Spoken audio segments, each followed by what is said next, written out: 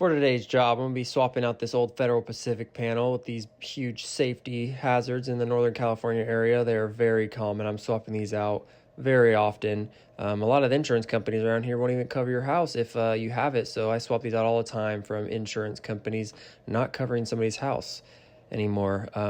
So right here, I'm ripping out the whole service from the top. It was already disconnected by the utility company. And right here, I could not get this threaded piece off. So I used the channel locks and a hammer to finally get it to come loose, and it finally worked. It was all a waste of time though. And you'll see later in the video, I tried to reuse this riser. And so when I ran it up and just connected it to the panel, I connected it to the breaker side and not the service side with the meter. So I ended up having to go to the supply house and get some 45s and another piece of rigid just to get it to go through the roof and look somewhat decent.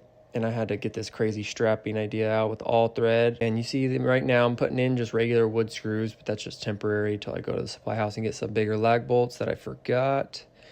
And right here, I'm getting all the grounding prepared. I actually go the day before to get all the ground rods in and try to hook up all the gas lines and water just so I can be fully prepared on the same day so the customer isn't out of power for too long. The inspectors in my area like to come look at the bonding and make sure everything's good on that side, and then they release it to the utility company to come hook power up so that the final inspection could happen the next day if it has to, and that the clients will be able to have power that same day. So we're not waiting on them to really get that all handled. Right here is my little offsetted ground for that, and I ran 6-gauge wire, and this is only a 125 amp panel, so I ran it just so for future if they ever want to go to 200 amp that they will have the grounding system that they need for that. And this customer just didn't want the price of a 200 amp panel. That's why we stuck with a 125 amp panel. And I'm just finishing up that gas meter and water bond right here. There's no tenants here, so I wasn't too worried about power being off for too long. But right here is how I bond the hot water heater. I go from the gas and then I run it up to the hot side, and then I run it to the cold side just to bond all the systems together again, because these flexible pieces right here, the hot water and the cold water won't be bonded because of those flexible pieces. So that's how I connect to the hot side.